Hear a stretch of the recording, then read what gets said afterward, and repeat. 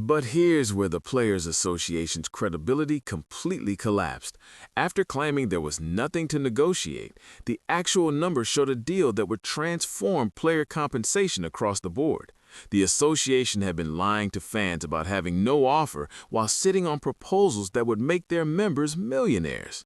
That deception alone should have ended their public relations campaign, but the worst was yet to come. The association's key figures didn't even show up to crucial face-to-face meetings with ownership. These are the same people demanding to be heard, claiming the league wasn't listening to their concerns. When the most important conversations were happening, they were literally nowhere to be found. The owners were trying to negotiate in good faith, while association leadership was missing in action during the moments that mattered most. Almost there. 2 gates to go.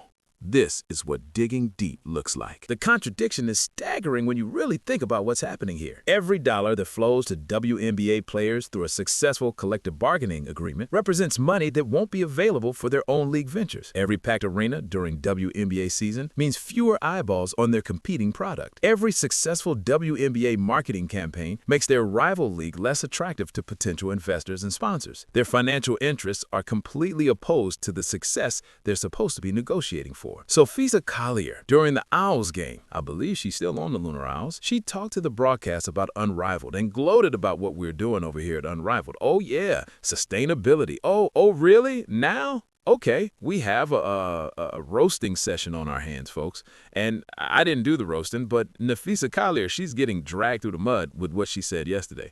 She's getting crushed online. Stewart and Collier are asking WNBA fans to trust their leadership, while they have clear financial incentives to see these negotiations fail. A weaker WNBA benefits their own business investments directly. A canceled or shortened season drives talented players toward alternative leagues like the one they own. The conflict couldn't be more obvious or more damaging to their credibility as player representatives. This goes beyond typical conflicts of interest. They're fundamentally betraying the players they claim to represent, especially rising stars like Caitlin Clark, who have everything to gain from a successful WNBA future. Clark brought unprecedented attention and revenue to the league, but the association leaders negotiating her contract have competing financial priorities. They're literally profiting from league instability while pretending to fight for player interests. It's like, dude, nobody in here even cares. Nobody even in here cares. And I wouldn't be surprised if those people that came in just got handed free tickets. Wouldn't be surprised. I would not be surprised. We got to make this look good. If you walk through the door, here's your free ticket. Here's your free ticket. If you come into the state of Florida, everybody traveling to the state of Florida is getting a free unrifled ticket. And they couldn't even fill up the building. That's crazy work.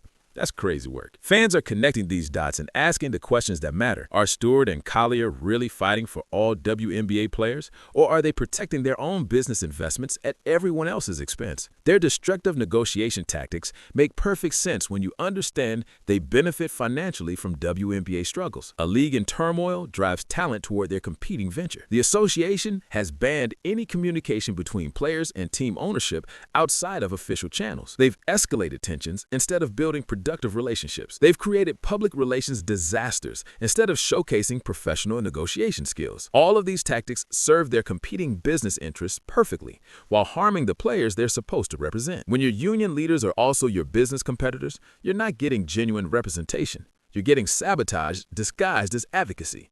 Let's be for real here, right? Unrivaled is so sustainable that they can't even attract the best players, but they couldn't even retain the other players. They couldn't attract Asia. They couldn't attract Caitlin season 1, and they can't retain Angel, and they can't retain Sabrina season 2. But it's sustainable. We're losing stars, but it's oh no.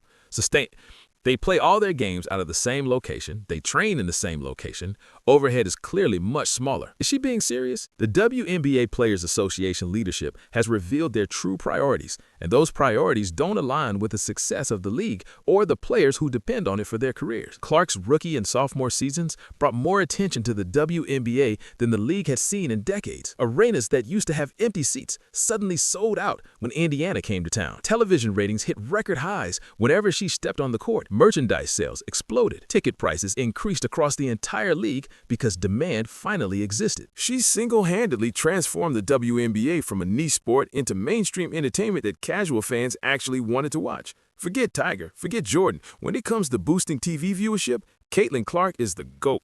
When Tiger Woods won his first Masters, audiences jumped 63% from the year before.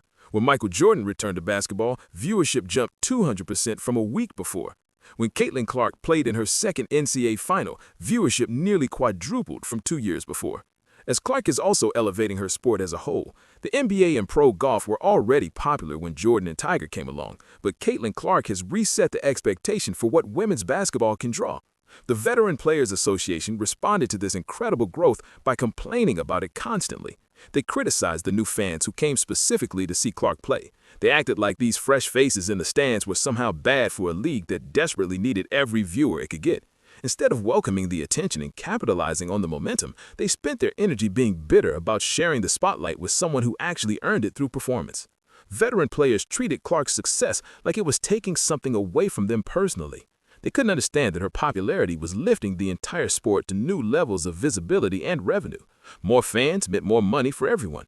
Higher television ratings meant better broadcast deals. Sold-out arenas meant increased sponsorship opportunities. Clark was building something that benefited every player in the league, but the veterans acted like she was their enemy. God gave you a person, and now you're rejecting it. On your feet. Y'all should be like Caesar. Think I appreciate you, Caitlin. Thank you. I can eat a little bit better. She got paid this. She get a signature shoe. Hey, I'm a 2-time MVP. I'm a champion. The fact that there's this much animosity about the person that's feeding you, and I'm going to say it, just like she's feeding y'all the stories that y'all didn't do. So to be honest, shut, because y'all couldn't do it. Just accept it and benefit. Be happy. Clark handled every bit of negativity with complete professionalism throughout both seasons. She focused on basketball while others created drama. She gave respectful interviews while veterans posted inflammatory social media content. She worked on improving her game while association leaders planned publicity stunts in protest. The contrast between her maturity and their pettiness became impossible to ignore. The Players Association made the league look unprofessional during the exact period when it needed to appear credible and stable. Their inflammatory tactics included social media feuds that turned fans away from the sport. They organized protests with inflatable rats that made the WNBA appear petty and unstable. They created unnecessary controversy around the person who was actually bringing positive attention to their sport. When she announced she was going pro, I immediately ran over to Lynn Dunn and said, "We have Elvis." She's like, "What?" I said, "There's been a lot of singers in music. There's only one Elvis. This is Elvis." And I knew, I've been in sports for 40 years. I knew this was something special. There's moving the needle. She's the needle. And I say it, there's been no one like her in all of team sports. Fans watched this destructive behavior for 2 complete seasons. They saw veterans attacking the player who packed their arenas and brought their sport to national television. They witnessed association leadership creating problems instead of solutions during the most promising period in league history. The resentment and jealousy became so obvious that even casual observers could see what was really happening. The veterans wasted 2 years that could have been spent building on Clark's incredible momentum. They chose to tear down their own league's biggest asset instead of working with her popularity to benefit everyone involved. They turned potential growth into unnecessary conflict because they couldn't handle the reality that someone else was succeeding at a level they never reached. Their jealousy of Clark's achievements is now threatening to completely destroy the 2026 season. The same veterans who spent 2 years trying to minimize her impact are now willing to cancel the season that could have been the biggest in league history forward into the future. What would you like to see happen as you come to a negotiation? Well, honestly, I don't think it's just a big moment for the WNBA. I think all of women's sports. I think this is one of the biggest moments we've ever had.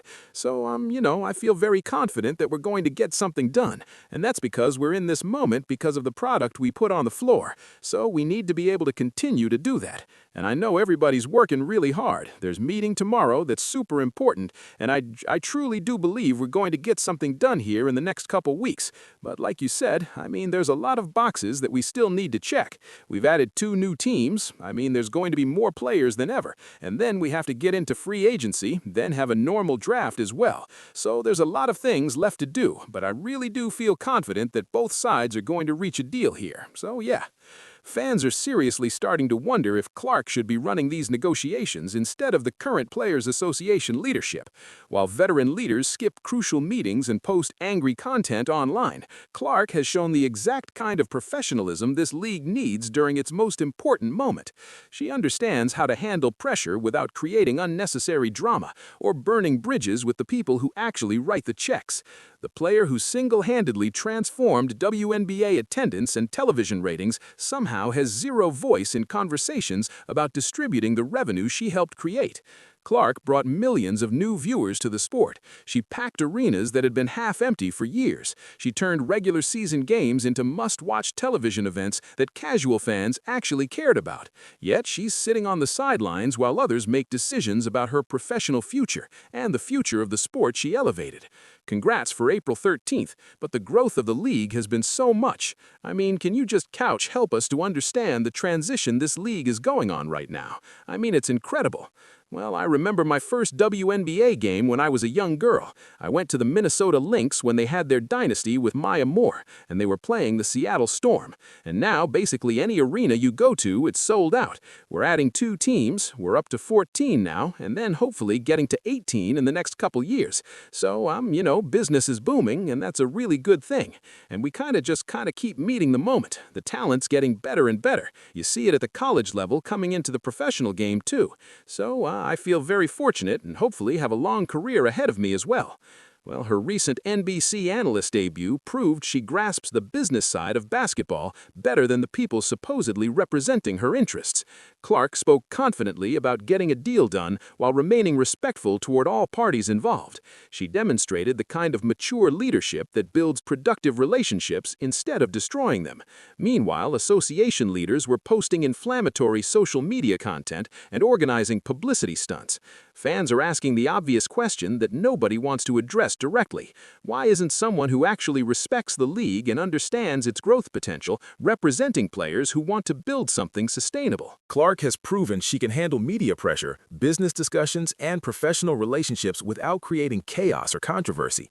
She's shown more leadership potential in one television appearance than the association has demonstrated in months of destructive behavior. It's a different type of buzz, and obviously when LeBron comes to town, it's probably really different. But, Knicks fans are crazy, and I love it. I love people that are passionate about basketball, so it's pretty incredible. Yeah, you kind of know them inside and out a little bit, Reggie. You've stolen their souls and their hearts. With the Knicks, listen, first of all, there's a new shooter from Indiana. See, I'm the 3rd best shooter in the state of Indiana. Now it goes Caitlin, Tyrese, and now myself. We'll have to get Tyrese's opinion on that. I'm not sure. The current leadership cares more about public feuds and protecting their rival league investments than securing the best possible deal for players who've actually earned it through performance. They've banned communication between players and team ownership. They've escalated tensions instead of building productive working relationships. They've created public relations disasters during the exact moment when the league needed to appear professional and stable. Clark's approach during her NBC appearance stood in complete contrast to everything the Players Association has done recently. She was calm when they've been chaotic. She was professional when they've been inflammatory. She was optimistic when they've been destructive. She talked about solutions when they focused on creating problems. The difference in leadership styles couldn't be more obvious to fans who actually care about the sport's future. I appreciate you just joining us on Basketball Night America. Appreciate it. Yeah, you get to enjoy this. I mean, what's better? Sunday night, you can she's not going to put the mic down forever. March 29th, she's back with us in OKC, but now she gets to go and enjoy the Knicks games, and we're happy for her. Clark can't officially lead these negotiations, but her example shows what real leadership looks like compared to the association's current approach. She's proving that the new generation of players understands how to grow the sport instead of tearing it down from the inside. While veterans create drama and controversy, Clark demonstrates the maturity and business sense that could actually secure a deal that benefits everyone involved. She's becoming the leader this league desperately needs while the old guard continues sabotaging their own success.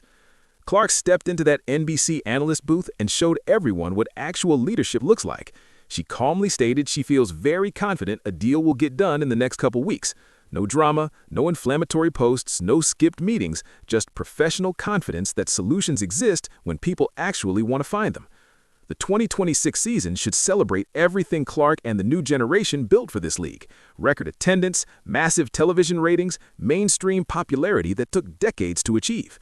Instead, jealous veterans are holding it hostage because they can't handle sharing the spotlight with someone who earned it. Fans want basketball, not bitter tantrums from players who resent their sport's success. Should Clark replace these jealous veterans in the negotiating table? Let me know down in the comments below. Like, subscribe, and turn on all notifications so you never miss out.